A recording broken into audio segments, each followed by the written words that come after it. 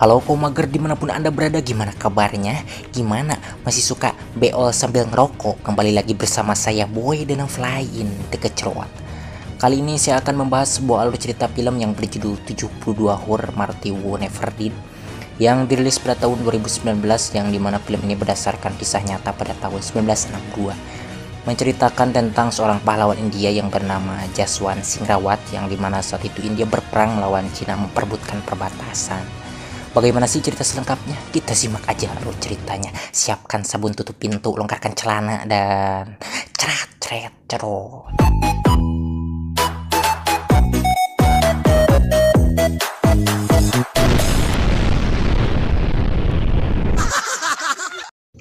Film dimulai. Cerita diawali dengan memperlihatkan seorang anak kecil bernama Jaswant, yang dimana ia terlahir dari keluarga miskin. Namun walaupun dalam keadaan serba kekurangan, ayahnya tetap menyekolahkan Jaswant karena dia anak yang pandai dan tekun. Dan ia bercita-cita ingin menjadi seorang tentara.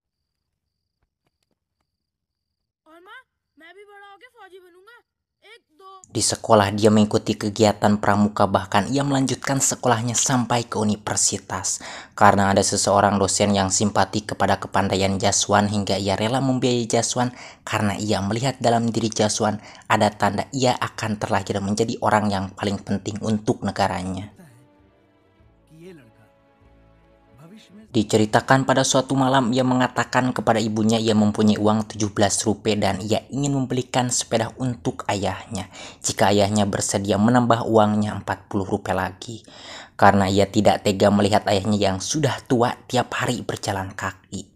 Mendengar itu sang ibu menyuruh Jaswant agar membicarakannya langsung kepada ayahnya.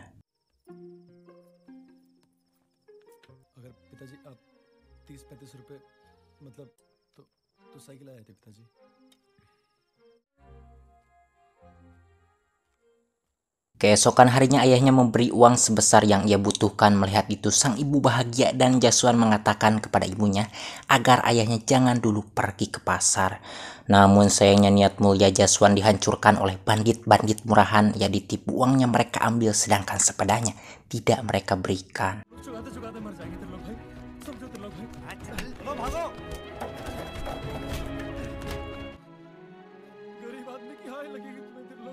Melihat kenyataan itu, hati Jaswant hancur dan seketika mimpinya lenyap di depan mata. Ia pulang dengan penuh kesedihan dan langkah tanpa semangat. Kemudian ia menemui orang yang menanggung biayanya kuliah dan ia mengatakan mulai saat itu ia akan berhenti kuliah lalu pulang ke rumahnya.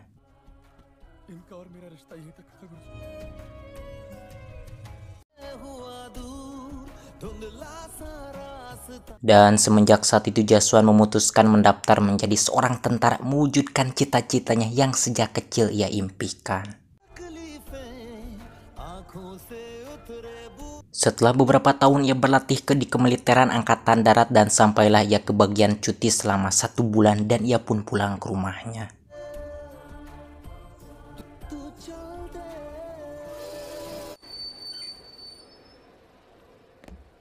Sesampainya di rumah ternyata ayahnya sudah menunggu dan ia pun disambut dengan tangis kerinduan kedua orang tuanya.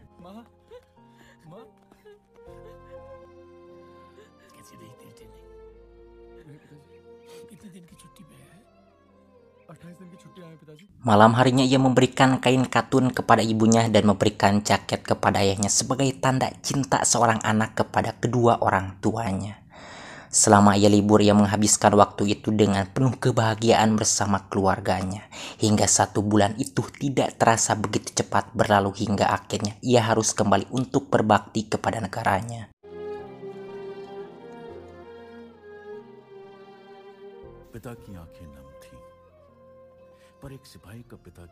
Di sisi lain ada berita tentang intrusi Cina di asrama karena kurang tentara di Tawang. Mereka menuntut lebih banyak tentara di India. Di Charaideo, para perusak India baru saja dihubungi dan Garwa Rifles keempat diperintahkan untuk pergi ke Tawang, di mana seharusnya mereka membuat pertahanan pertama kalinya. Ketika pertama kalinya ketika prajurit senapan Garwal keempat menyentuh tanah itu, di mana mereka seharusnya menulis sejarah besar yang dimana saat itu Jaswan sedang di bagian dari prajurit itu.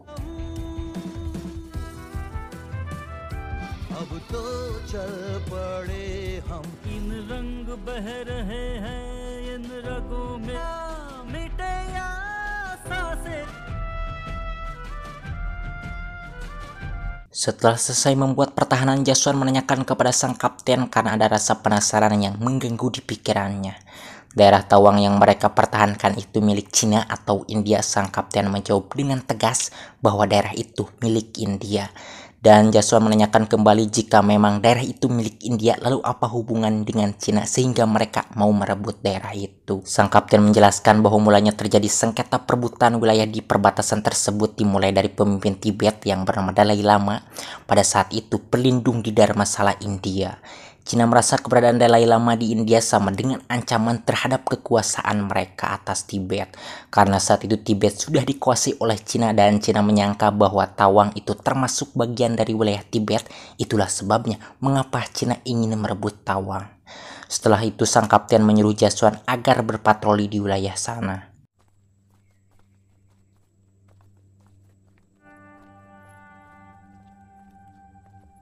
Sedangkan saat itu sang kolonel mengatakan kepada bawahannya bahwa Cina akan sampai ke tempat itu sekitar 7 hari atau 8 hari.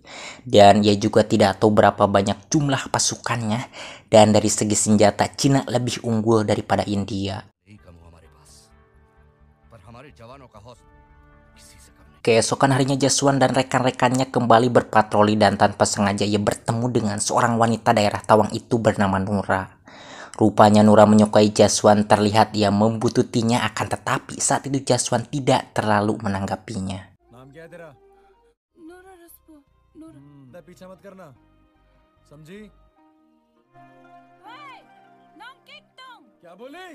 Scene berpindah adegan kepada orang tua Jaswan. Terlihat saat itu ayah Jaswan sedang mendengarkan berita di radio dan ia mendengar bahwa hubungan India dan Cina kini berubah menjadi perang. Dan ibu Jaswan sangat khawatir atas keselamatan anaknya yang saat itu berada di medan perang.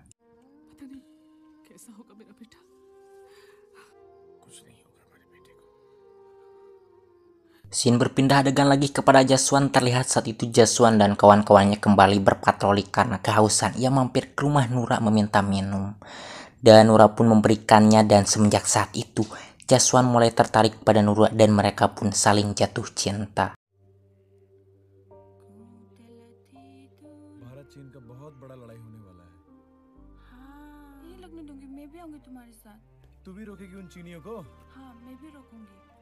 Dan diceritakan pada malam harinya tentara Cina pun tiba di sana.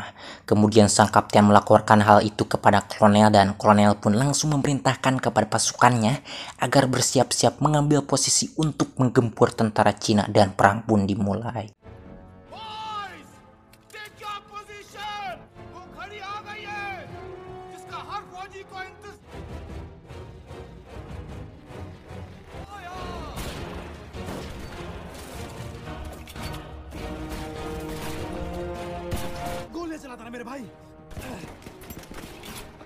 Di sana terlihat aneh, tentara Cina berhenti menembak dan mundur, dan kolonel mengatakan kepada sang kapten tentara Cina berbuat demikian mungkin mereka hanya ingin mengetahui kekuatan tentara India dari segi jumlah dan senjata.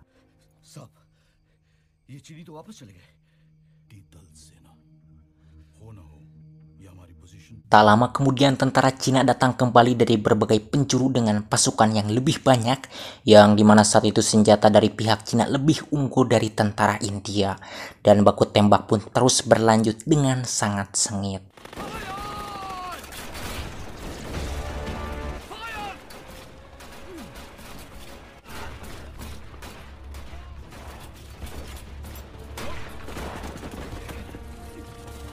Di sana terlihat banyak yang mati bergelimpangan dari pihak Cina karena memang saat itu dari segi posisi India lebih menguntungkan.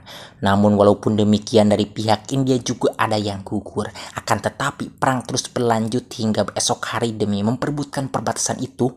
Dan terlihat di sana korban dari kedua belah pihak pun semakin banyak dan akhirnya perang pun berhenti sejenak.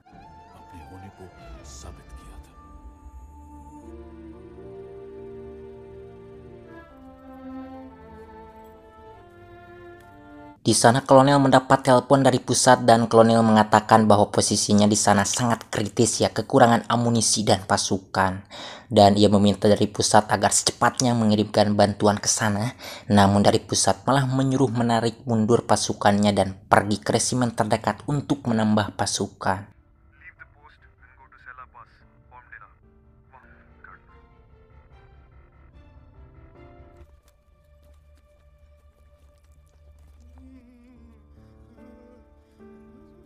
Setelah kepergian sang kolonel, sang kapten mengatakan bahwa kolonel menyuruhnya untuk meninggalkan lokasi itu bersama pasukannya. Namun baginya sulit untuk melakukan perintah itu karena ia tidak mau menyerah begitu saja. Tapi di sisi lain pasukan ia di sana banyak yang terluka dan jumlahnya pun sudah minim dan itu sangat tidak mungkin jika mereka melanjutkan lagi untuk perang. Mendengar ungkapan sang kapten demikian, Jaswan mengatakan bahwa ia tidak mau meninggalkan pos dan ia ingin tetap berperang. Mendengar penyertaan Jaswan seperti itu, Sersangsing marah dan mereka pun cekcok. Kemudian Sersangsing menunjukkan kepada Jaswan teman-temannya yang sudah terluka.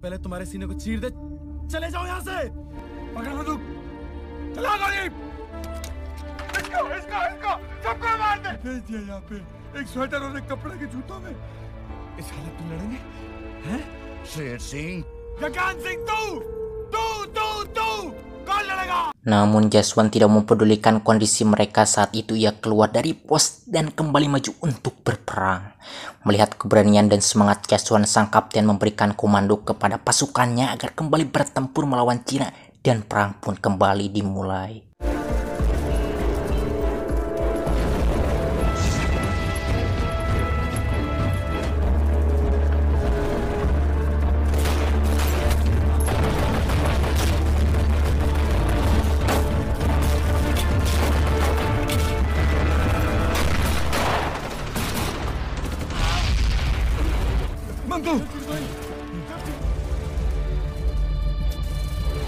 Di sana terlihat Sersangsing meminta 3 prajuritnya termasuk Jaswan agar pergi ke atas bukit untuk menghentikan tentara Cina yang menembak dari daerah itu.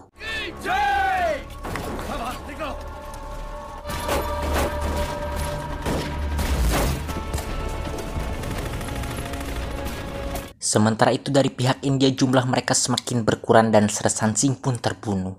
Sedangkan Jaswan dan kawan-kawannya sudah sampai di bukit dan mereka pun beraksi, namun nasib naas menimpa temannya Jaswan, ia terbunuh. Melihat itu Jaswan marah dan ia membantai semua tentara Cina yang ada di pos itu dan ia juga berhasil merebut senjata mereka.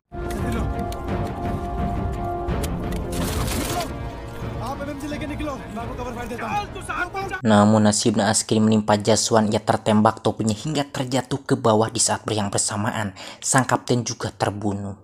Melihat kaptennya terbunuh, pasukan yang tersisa mereka mundur dengan terus menembak dan mereka berniat untuk memancing pasukan Cina ke Sela. Namun tetap saja pada akhirnya mereka terbunuh karena tentara Cina sangat banyak sehingga sulit untuk dihentikan. सभी जवान एक हौसले के साथ सेला पास की तरफ अपने प्राणों की आहुति देनी पड़ी.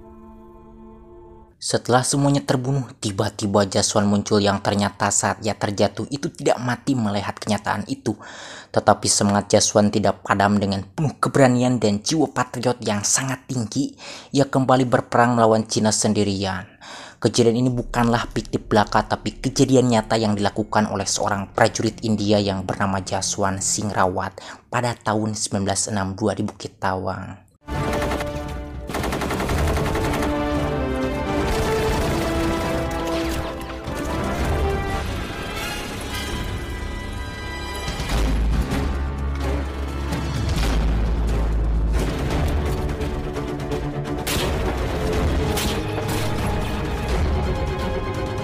Di sana ia bertahan sendirian melawan ribuan pasukan Cina hingga 72 jam atau 3 hari 3 malam dengan menggunakan sisa peluru yang ada. Di saat yang sedang genting-gentingnya tiba-tiba datang Nora ke tempat itu menempati janjinya untuk membantu Jaswan berperang.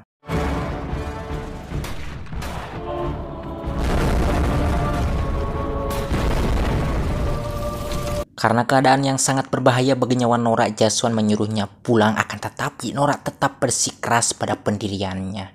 Dan pada akhirnya Jaswan pun tidak bisa melarangnya dan mereka pun berdua di sana melawan Cina.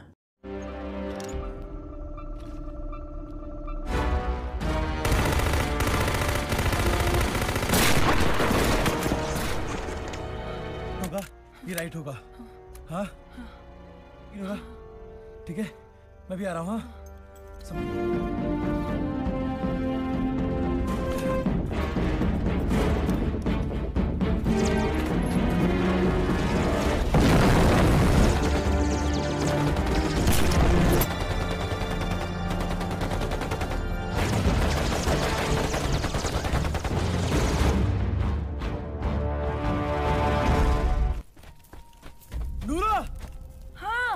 Di sana Nora kagum melihat kehebatan Jaswan dalam menembak musuh dan Jaswan mengatakan bahwa itu semua ia lakukan demi negaranya. Kemudian ia tertidur di atas pangkuan Nora karena saat itu tentara Cina belum ada lagi yang menyerang ke sana. की तरह वो गहरी नींद सोच चुका था।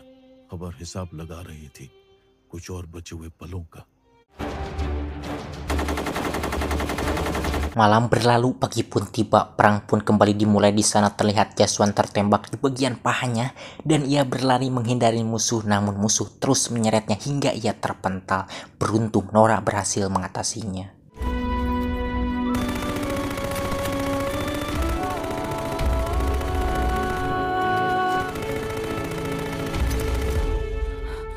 Setelah selesai membantai habis tentara Cina yang mendekat ke sana, kemudian Nora memberikan minum kepada Jaswan dan ia mengatakan agar Jaswan menunggunya di sana sedangkan ia mau mencari bantuan ke desanya.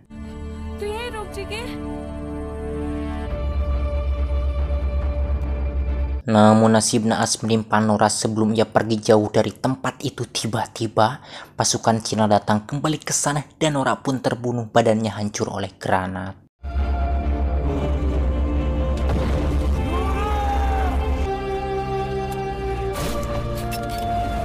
Melihat Nora mati dengan cara demikian, Jaswan mengambil kepingan bajunya dan diikatkan ke senjatanya lalu pergi ke pos dengan perasaan yang sangat sedih.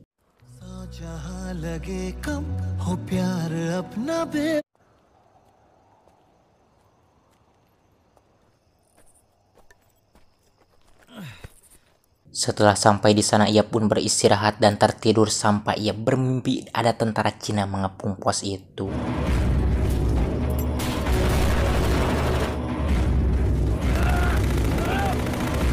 Malam berlalu, pagi pun datang. Dengan semangat yang tidak pernah padam, ia kembali bertempur sendirian di sana. Terlihat banyak tentara Cina yang mati olehnya.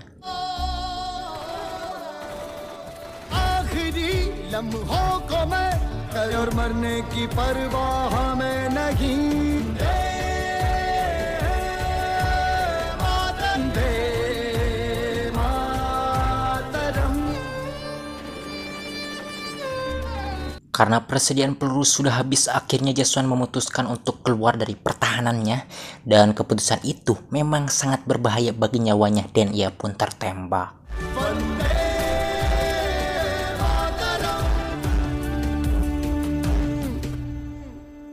Namun ketika pasukan Cina mendekatinya, ternyata Jaswan belum mati dan ia kembali membantai tentara Cina yang mendekatinya dengan pisau yang ada di senjatanya. Akhirnya Jaswan semakin melemah karena tentara Cina juga tidak tinggal diam. Akhirnya ia terbunuh sebagai seorang pahlawan yang dikenang sampai sekarang oleh rakyat India.